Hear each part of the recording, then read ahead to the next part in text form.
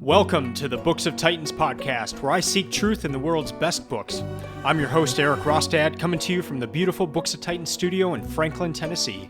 My goal is to read 52 books per year and share what I'm learning. I'll talk a bit about each book, tie ideas together from a variety of genres, and share the one thing I always hope to remember from each book. Today I'm going to cover Atomic Habits by James Clear, with the tagline, "An easy and proven way to build good habits and break bad ones." This was book 43 for my 2021 reading list. Well, I'm going to do something a little different with this episode, and instead of just sharing what I learned in the book, I'm going to take the ideas that I saw in Atomic Habits and apply them to the area of reading. So how can you create a habit of reading? How can you create a reading project, something where you are moving in a direction and it's based upon your daily habits of reading? So that's what we're going to go over here. On page 160, author James Clear says this: "Researchers estimate that 40 to 50% of our actions on any given day are done out of habit." End quote. So the point there is you are already doing things. You are already doing things out of habit. You may not even be aware that you are doing them, but if you are already doing them, why not take control and establish the habits that you want to have instead of just letting life happen to you? So I'm going to jump right in and describe 5 different ideas that I gathered from this book that I think will help you in creating a habit of reading. And then after I go through those 5 ideas, I'll do more of what I usually do in episodes and talk a little bit about the book and why I wanted to read it. So let's start right in. Let's dig in with idea number 1. Here we go. The first thing that stuck out to me in Atomic Habits was in considering the starting point for habits. Where do you start in building a habit? Do you start with the goal that you have in mind? Like the goal, I want to read this number of books, or I want to do this with reading. Is that where you start? Or do you start with a desired outcome and then work your way back? Do you just start by reading a page a day and hope that it builds? James Clear says that none of these are the correct way to start. He says the place to start, and this may surprise you, is to start with your identity. He says this: you start by focusing on who you want to become. And the best way I know how to think about this is to think about what you tell yourself about your reading life right now. So since I'm relating everything to starting a reading project, what things, true or false, do you tell yourself about your particular reading life? Here are some examples of what I have told myself in the past about my reading life. Here's one. I'm not smart enough to enjoy the classics. I don't remember what I read. Another one is, I haven't read the best books. Well, these were thoughts that were going through my mind prior to 2017, before I started this reading project. And I think starting with identity and who you want to become is the best place to start. Because prior to 2017, I believed those things that I just mentioned. But I also wanted to get out of that. I didn't want to stay in those places. I wanted to become something else. I wanted to be smart enough to enjoy the classics. I wanted to learn how to remember what I read and not just forget what I read. I wanted to read the best books. Ultimately, I wanted to become well-read. And I'll get into some of the reasons for that desire later in this episode, but what in terms of what I meant by that. So for you, start there. Who do you want to become as a reader? The goals will not power you through, and motivation tends to die out at some point. But defining who you want to become is the place to start. And if it helps, consider what you tell yourself right now about your reading life. And those things could be true or false. But if they are false or they're not where you want to be, what would be the opposite of that? Start there. I want to become blank in my reading life.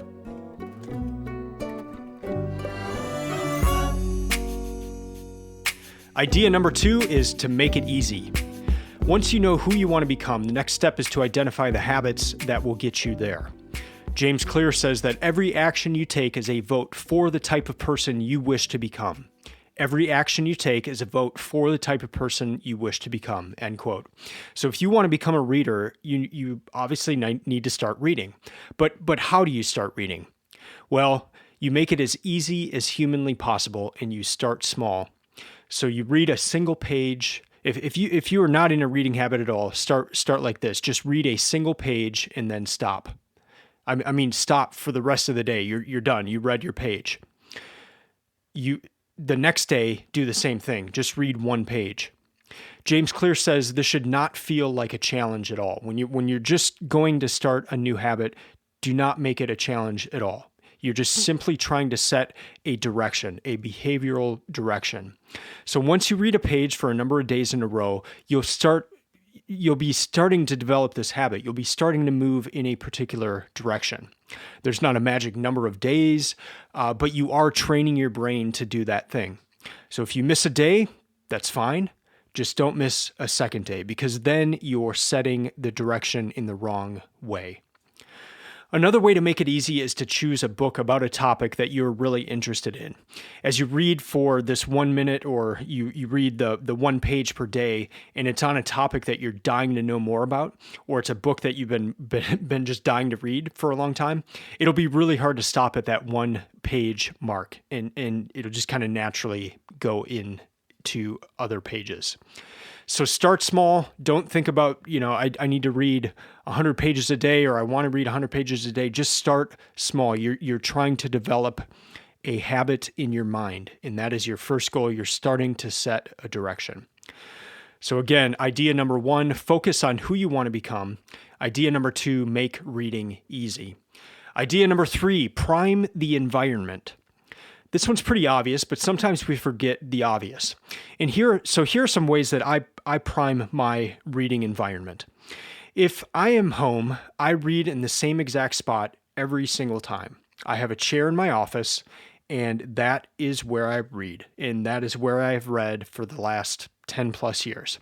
When I'm not reading my book, it is on a table right next to that chair. And so when I sit in that chair, the book is right there. I don't take the book somewhere else, and then when it's time to read, I forget where the book is and I have to do a search and all that. The book stays in the same spot, the book I'm reading in the same spot at all times. I have a light next to my chair. It is on the opposite side of my writing hand. So I am right-handed, and so the light is on my left. I like to write in my books, and I mark in my books. And so I used to have the light on my right-hand side, but then it casts a shadow on the book. So if it's on the opposite side that you write on, you have great lighting anytime you are reading. And as I mentioned, I like to write in my books. I have a pen ready to take notes in the book, in the back of the book, underline, do whatever. So have whatever I have whatever I need for writing next to that book on that table at any given time. So just think through for you, the way you like to read. Do you like to read at a table? Do you like to read in a comfortable chair, on a couch? Identify a room and identify a place where that is going to be your area to read in. There's also a flip side of priming your environment, and it's this. I just stated what I do, but there are also things that you can eliminate. There are no TVs in my office. When I read, I try to silence my phone. You may want to try to keep your phone in another room. If I'm thirsty, I will have a glass of water right on that table that has the book, so I can easily get to water if I need to. So just prime the environment. Have everything ready. You don't want to be getting up. You don't want to be distracted by things. Just make your environment, prime your environment. That's idea number 3. Idea number 4, track your reading. Track your habit, track your reading. We optimize what we measure, and it is important to track your daily progress in your reading goal. So if at first it's just that one page, just track it. Just, maybe mark somewhere that you read the one page, you did it for that day, and then mark it again the next day when you do it.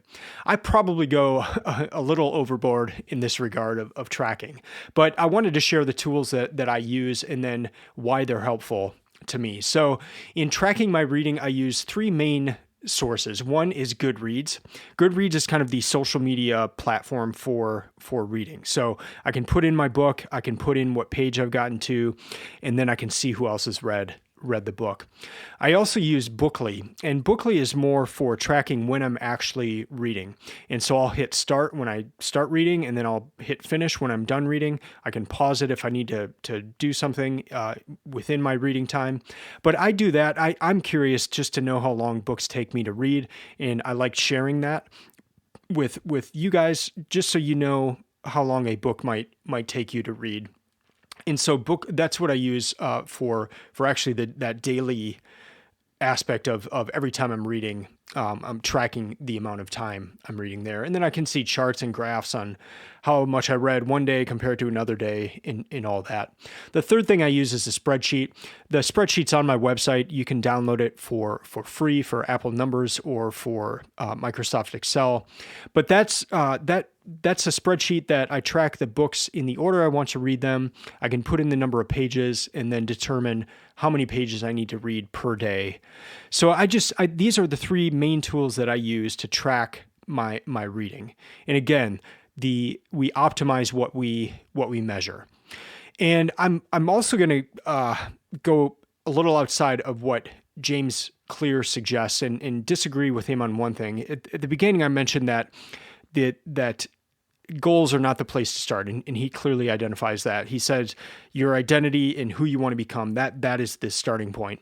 And so I agree with that, but I do think goals have a very important part of this as well. And for my reading project, I have this overarching goal, and I think that can help you as well. If you have a overarching goal for your entire reading project, that will help you move along. So my goal, as I stated at the very beginning of the episode, is to seek truth in the world's best books. That's not a goal that can ever be completed or finally achieved, because there will always be more books than I'll be able to read, and there'll always be some way I can seek truth in the world's best books.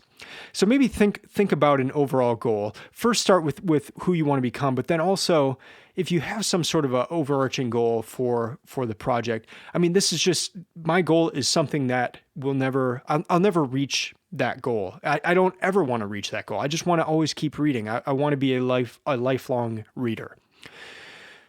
There is a warning in this idea number 4 of track your reading, and it's this. James Clear quotes someone in the book that says, "When a measure becomes a target, it ceases to be a good measure."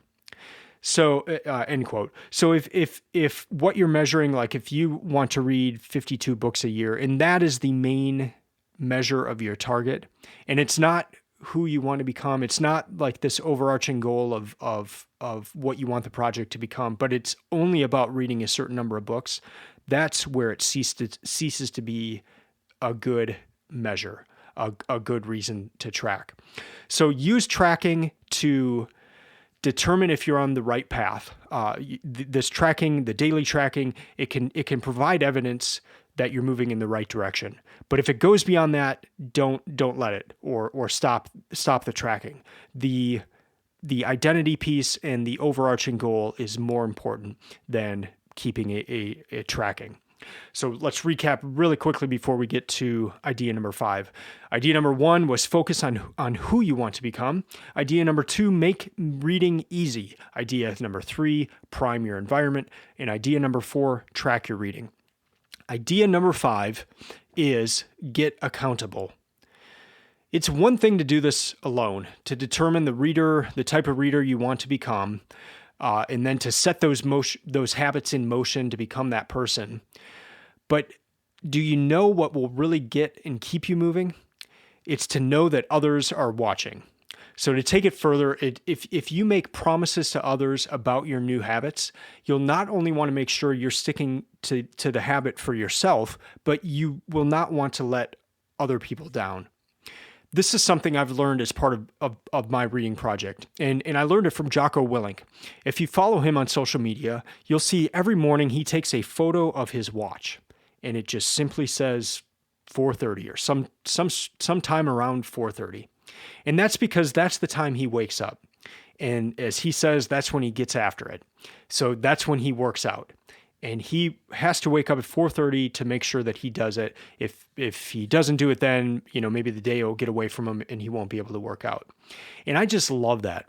I loved seeing that. I love seeing that watch and just knowing that for Jocko, this is a daily habit.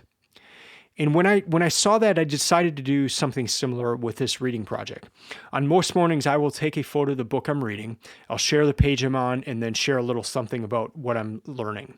And it helps to keep me accountable because people know what I'm reading. They'll ask me about the books I'm reading because they're seeing it on social media.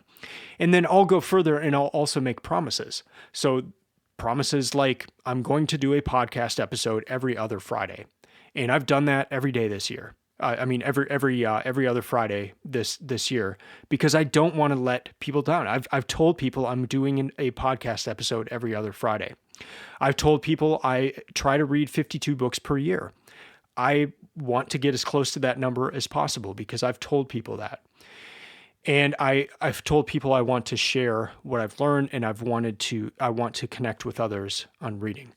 So right now, this is the busiest I've probably ever been with work. I should probably be working right now instead of doing this podcast, but I have promised to do this episode, and I want to make sure I do that. That is accountability, and it is something that can help you in your reading project. So here are some other ways that author James Clear suggests getting accountable in Atomic Habits. You can set a contract with friends or family, clearly stating what you will do. You can set uniquely cruel and unusual punishments if you do not fulfill your end of the bargain. These could be things like donating $100 to the political party that you despise, or having to wear your football team's most hated rival's uniform for an entire day. You can get clever with these things. You could do something as basic. And I've heard this from something outside of Atomic Habits, but you could set up a simple text exchange with a friend. So you guys decide at the end of each day, maybe at 5 p.m. every day, you ask each other, did you do your habit today? Did you do your habit? And just that accountability can help you. Social media, I found, is a fantastic way to help you stay accountable. So if you're promising things like I'm going to read this number of books this year, I'm going to podcast, I'm going to blog about what I learn, if you promise those things to others, you will not want to let them down, and it'll be one other tool that can help you stay accountable and help you keep this reading habit going. Now into segment 3, the final segment here. I'm going to cover what I usually cover in the first segment, but just with the different format of this episode, this moved to the end. For this reading project, there are certain books that just stand out. A few of those books are Thinking Fast and Slow by Daniel Kahneman and The Art of Learning by Josh Waitzkin. In Thinking Fast and Slow, Kahneman identifies two different systems of thinking. We have System 1 and System 2. And so System 1 is generally our unconscious or the things we don't think about, we just do. System 2 is going to be what we think about. And The Art of Learning by Josh Waitzkin, he talks about, in part of that book, how to get things from System 2 to System 1. So how do you get from something that you think about, and how does that move over to something that just becomes like a habit? And this book as well, Atomic Habits, gets into that as well. And James Clear even talks about Systems 1 and 2 and Daniel Kahneman. But I've been really fascinated with this idea and just how to take things from System 2 to System 1. And it's something we've all experienced. We used to have to think a lot about driving, but now we can go 45 minutes of driving and not even remember that we're driving. There's things that used to take a lot of conscious thought, and either we've just done them so many times that they have moved to System 1 where we don't think about them, or we've had a deliberate practice or a deliberate habit that we have put in motion to move it from System 2 to System 1. And the reason that that's important is when something is in System 1, it allows you to think about other things and not be so concentrated on the thing at hand. And so it allows you to have other thoughts than just what is right in front of you. And so that's why that can be really, really important. When I think about this reading project, one of the main things I want people to know is that a reading project is all about a reading habit, and it's a daily habit. And if you go about reading every day, you will get through a ton of books, and it will just become part of your life. And so that's something I try to do every day. I try to take that photo and share it on social media just to show that a reading project is a daily habit. And this book, Atomic Habits, can help you learn ways to get that habit in motion. I think my favorite thing about this book, and I guess this would be my one key takeaway, is that James Clear connects the idea of compound interest to habits. My mind immediately goes back to Accounting 101 in undergrad, where the professor came in the first day and handed us a sheet of paper. On the left side were payments that you could make if you bought a BMW right out of college, and what that would be on a monthly basis. And then on the right-hand side was if instead you took the money that you would have spent on a BMW and you invested that, by the time you hit retirement age, you would be a millionaire. I think the number was 1.5 million. If you just took those simple car payments and instead of buying the $30,000 or $40,000 BMW and paying for it on a monthly basis, if you took that money instead and invested it. And the reason you would have $1.5 million is compound interest. And so you just see this kind of hockey stick curve going up with compound interest. And James Clear connecting that with habits of, habits, you may do them for a while. You may not see much of a improvement, much of an increase, but then all of a sudden things just click and things just do this huge jump. And so I loved that idea. I loved thinking about it that way. James Clear says habits are the compound interest of self-improvement. The reason I read this book is, I try to read like one book a year on finance and one book a year like this, like on productivity or getting things done or habits or that sort of thing. And if I can just get one idea from these books, it's well worth the price of admission, the price of buying the book. Because if there is one productivity thing that I put into practice as a result of reading this book, and it helps me in my work, it helps me in my life, that's gold. That is gold. And this book is full of ideas like that. As for stats, it took me 4 hours and 37 minutes to read it. That was over a 3-day period. It's a 264-page book, so that's 88 pages per day. That's on the high end for me, and if something is on the high end like that in terms of pages per day, I know I've really enjoyed it, and so I did enjoy this book. Here's a few closing thoughts. I've related this episode to a reading project, but you can obviously apply these ideas to any other area where you would like to become a different person or move in a different direction. And then in talking about who you want to become, a great way to enhance that is to join a culture where who you desire to become is the normal behavior. That's one reason I started this reading project. I wanted to connect to other readers around the world, and I have. And so one way to really enhance, if you desire to become a reader or to become this or that, if you can join to another group of people where that's just the common behavior, that's just normal, you're more apt to keep it going. Another idea came to mind when I was reading this, and that is there's a lot of power in it. Kind of ties in with that identity piece, and then really with the identity piece of moving in a different direction, and that is to give something up as you're moving towards this goal. So a few reasons for this. One is it may open up some time for the habit that you want to develop. So for me, I knew I was going to have to give up two things if I was going to do this reading project, and that was TV and reading the news. I've given up those things. I have not regretted that decision for even a second. And, you may be concerned, well, but what about people talking about the latest TV show? You're just going to feel left out. And it's gotten to the point where people know that I do this reading project. And so they'll ask me about the books I'm reading, or they'll tell me about a book they're reading and want to discuss it. And they don't ask me about TV shows anymore.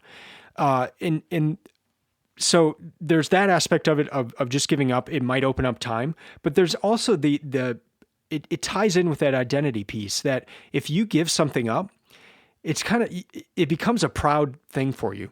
So if I go back to Jocko Willink, like, he does not eat donuts and he just thinks they're horrible. And he doesn't want these empty calories. If he's building towards this daily habit of being in shape and being healthy, a donut is just, it's not in that direction at all. So he made a decision. I do not eat donuts. Like, that's part of my identity. So in giving something up, that can kind of become part of this identity of where you're wanting to move. And so that's just something I thought about as I was reading this book. It's not in the book, but something that may be helpful. The final thought is that, as I've read books similar to this one about changing behavior or setting a new path forward, or even changing habits, it's made me think about what is in the realm of faith and what is in the realm of action. As in, what parts require God, what parts require something outside of myself, and what parts are my responsibility. And it's a question I hope to explore deeper in other reading, but it's a question I think others have, and just as we grapple with our faith, that's a question that kept coming up as I was reading this book. So just wanted to share kind of some few closing thoughts and ideas that came to my mind as I was reading this. That's going to do it for this episode. Thank you for listening. I would love to hear from you. I really would. I mean, what I said earlier about I wanted to create this project as a way to connect to other readers and kind of join that culture where this was normal behavior. That's true. And I would love to hear from you. And I would love to hear from you if you've read Atomic Habits. And if you got something out of it that I didn't cover, or if you have your own reading project and you have found something in Atomic Habits that you applied to your reading project that has helped you, or even something outside of Atomic Habits that has helped you in your reading project, please email me. I would love to learn about that. And I would love to share it with others as well. You can follow Books of Titans on Instagram or Twitter. The website is also stock full of resources to help you find the best books and to create your own reading list. I'll be back in 2 weeks to discuss another book or series from my 2021 reading list. But until then, keep reading, keep learning, and keep listening. I'm out.